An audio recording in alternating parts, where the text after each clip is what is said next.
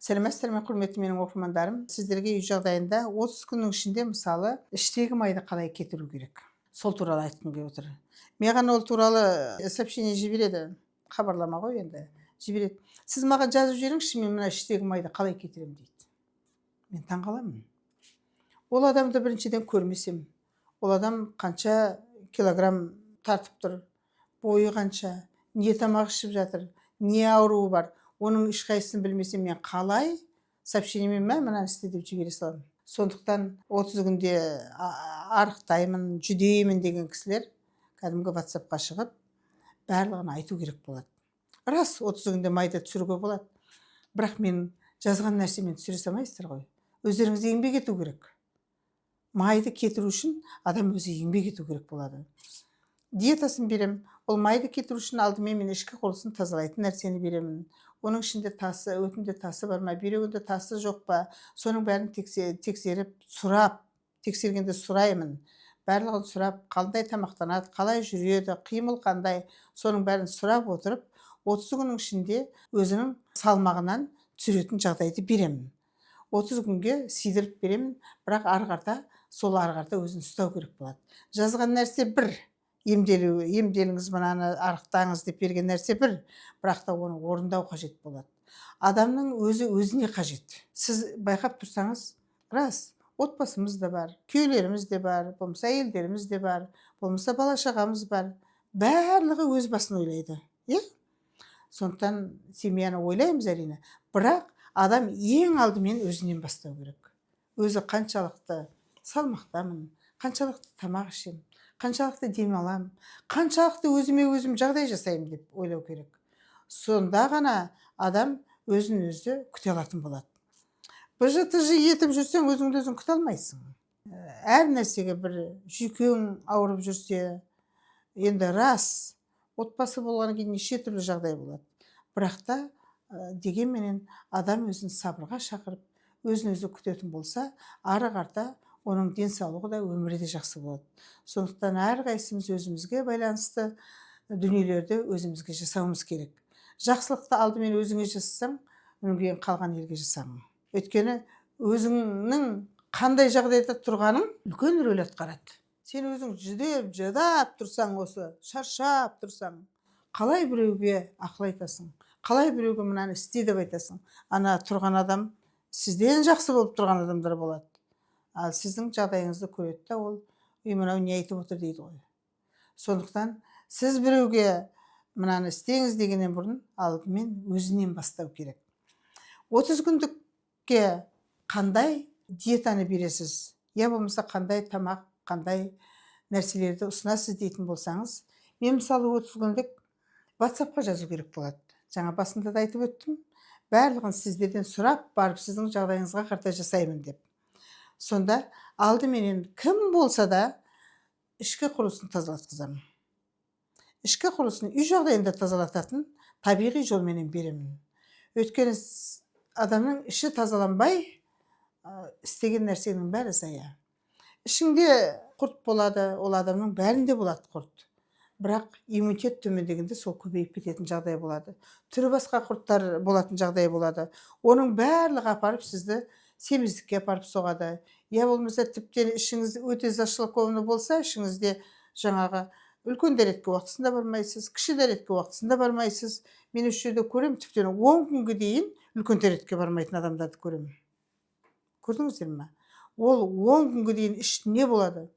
Мінекей шлак қайдан десеңіз, сол 10 күнге дейін іште жатқан сіздің жаңағы үлкен дәреттеріңіз каловый камень болып қалады. Тас болып қатып қалады. Ойласаңыздар. А ол іштегі қатып жатқан нәрсе ол қанға өтеді. Қанға өтеді де токсин болады қаннан. Сөйтеді де сізді жаңағы ауру болады. Басыңызда ауыртады. Күніге үлкен дәретке бармасаңыз, басыңызда ауырады. Жүрегіңіз айнып тұратын болады. Кейбіреулер жүрегім айнып тұр, менің жаңағы өтім толып кеткен дейді. Жоқ, жүрек түрлі жағдайдан айниды. Түрлі жағдайдан айниды. Сондықтан ішкі құрылысты тазалауымыз керек. Жаңа 30 күннің ішінде беретін ішкі құрылысты кейбіреуге 1 рет, кейбіреуге тіптен 3 рет тазалауға дейін өзім сөйлесіп отырып беремін. Одан кейін қандай тамақтану? Ол тамаққа шыдау керек болады. Жаңағы 30 күндік диетаға шыдау керек болады. Адам асқазанын үйрету керек болады. Асқазанға тамақ барғаннан кейін, мысалы кейде болады ғой, тамақ ішіп отырмыз, бірақ әлі тойған жоқ сияқтымыз. Тамақ ішкеннен кейін сіз жарты сағаттан кейін, 20 минуттан кейін сезінесіз. Сіз тойдыңыз ба, тоймадыңыз ба? Сондықтан біз тойғанымызды білмей тамақ жеп алатынбыз содан. Өйткені бізге әлі ішімізге барған жоқ, мына тамақ жеткілікті болған жоқ деп ойлаймыз да біз көп ішіп қоямыз. Жоқ, адам қанағат қылып отырып ішкен жақсы. Қанағат деген қай уақытта болмасын жақсы ғой. Қанағат жасап отырып ішсе, ол сіз асқазанға кішкентай нәрсені тастап қойсаңыз болды. Асқазан өзіне керектісін алады да, сізді мазаламайды. Қарнымызды ашып тұратын біздің миымыз да көп қарнымызды ашып тұрады. Осы сондықтан адам көбінесе мен берген 30 күндік диетаның ішінде жақсылап тұрып соған бағыну керек. Осы тамақты ішсем маған жеткілікті, осы тамақ ішсем мен тоямын деп алдымен басыңызды, миыңызды толтыруыңыз керек. Миыңызды тойдыруыңыз керек. Содан кейін барып қарынды ойлау керек. Егер сіздің миыңыз тоқ болып тұрса, мен осы тамаққа тоямын, жеткілікті, маған осы жетеді дейтін болсаңыз, шын мәнінде бастағы мидағы нәрсе ішіңізді түгел орындап тұрады. Сізге нұсқау беріп тұрады. Болды, іштің жетеді деп. Сондай 30 күндік тамаққа шыдау керек, және ол тек қана тамақ емес. Сізге ішіңізді тазаладыңыз, 30 күндік диетаға отырдыңыз.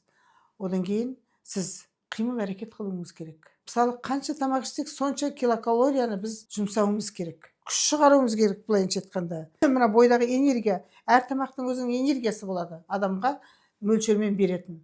Сол энергияны біз жұмсауымыз керек болады. Келесі тамақ ішкенше болады. Бір тамақтан кейін бір тамақты іше беретін кісілер де болады.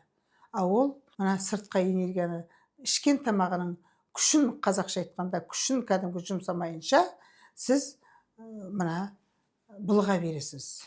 Сондықтан әр тамақты жаңағы 30 күндік диетамен бірге қимыл қозғалыс, су ішу, жүру, я болмаса жастар болатын болса бассейнге түсу, тағы да қандай, мысалы, сенбі жексенбі күндері бір күнді тіптен отбасыңызбен, бала шағаңызбен тауға шығыңыз, таза ауаға шығыңыз.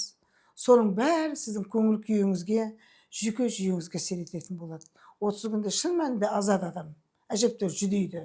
Сондықтан 30 күнде мына жаңағы маған WhatsApp-қа жазғандай, маған жібере салыңызшы дейді кейбіреулер. Жастар сонда. Жібере салыңызшы дейді. Мен ерігіп отырмын ба? Жұмысым жоқ па? Ол міндетті түрде онлайн консультация деген болады.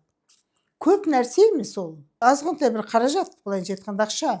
А онымен мен мысалы қайта өзіне бір айлық өзін кішкене жеңілдетіп алатын жағдай жасайды өзіне.